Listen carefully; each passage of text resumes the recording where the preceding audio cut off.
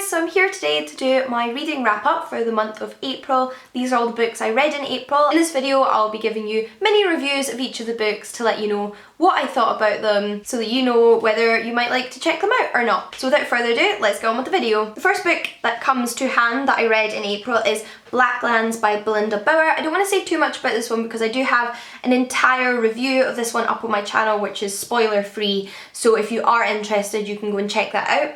But so you can establish whether you're interested or not, I'll briefly let you know that this is a crime thriller book which follows Stephen, a young boy whose family suffered a terrible loss before he was born, and that is that his uncle was abducted by a paedophilic serial killer. And 18 years on, Stephen thinks that if he helps his family find out what happened to the body of his uncle Billy, which was never found despite them having locked up a man for the crime, his home life will significantly improve and his family will be a lot happier and his mother and grandmother will be far happier, which will lead to Stephen in turn being a lot happier because he does come from a bit of a broken home where there's not a lot of love and affection shown because of these terrible things that happened in his family's past. I gave this book 4 out of 5 stars. I have really not delved very far into the crime thriller genre, but it's something I have been wanting to try more of and I'm really glad I started with this book, so I'll definitely be trying more in the future. Next up we have another book I have an entire discussion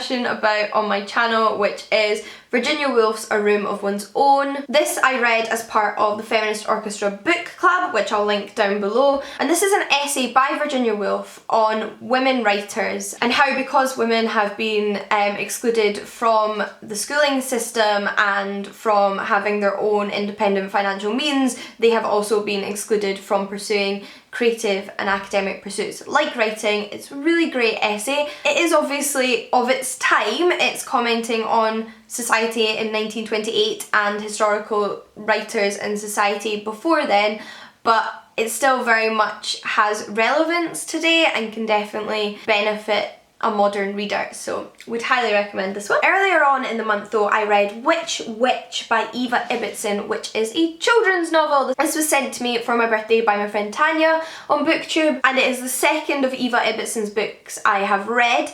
The Secret of Platform 13 is one of her other children's fantasy novels, and I read that multiple times as a child. It's one of my absolute favourites. It was actually one of the books which inspired some of the elements in Harry Potter. Somehow, some way though, I had never read any more of Eva Ibbotson's books, so I'm really glad I finally got to it even as an adult, that her books are still really good fun reads. It has been a long time since I've read a children's book, and reading this book has definitely encouraged me to read more children's books as an adult because it was just so like relaxed and comfortable, good fun. It was nothing too serious. It was really relaxing and enjoyable. This is about a dark wizard called Aramin the Awful who needs an heir, therefore needs to get married, and because he's a wizard, who else will he marry but a witch? So he holds a competition for all of the local witches to compete for his hand in marriage. Silly good fun, and I would recommend checking out Eva Ibbotson's work, although I would still recommend,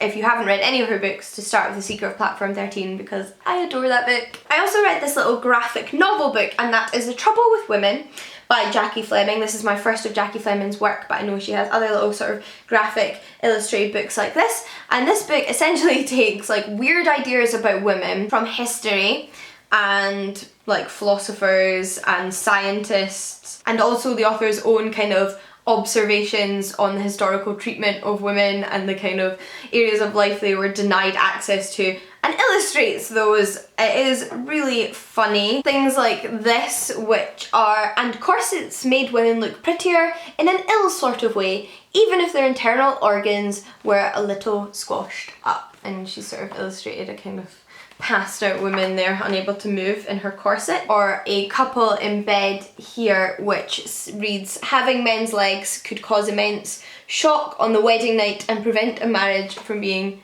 consummated. It's just good fun. I read this when I had the flu and it was exactly what I needed because I was finding it kind of difficult to concentrate on a novel. So this was exactly what I needed. I thought it was really funny, I really liked her illustrations, and I'll definitely be reading more of Jackie Fleming in the future. Perhaps my favourite book I read last month though is Mansfield Park by Jane Austen. This is my second Jane Austen novel and I filmed a video talking about this book, so I'll link that down below.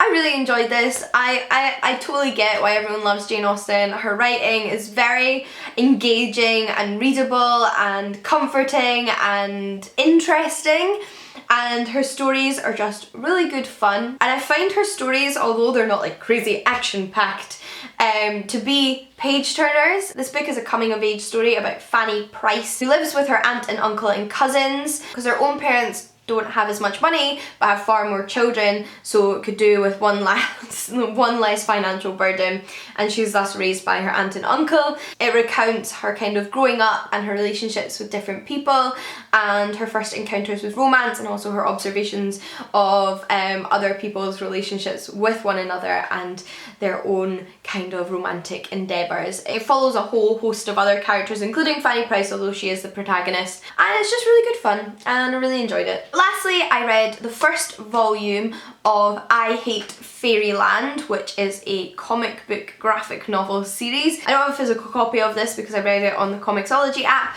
but I loved this series. I think I first heard about it on Elena from Elena Reads Books channel, and I've been meaning to check it out for ages. I downloaded the 5 individual issues that make up the first volume, which is now out, so if you want to read it as like a whole book then you can.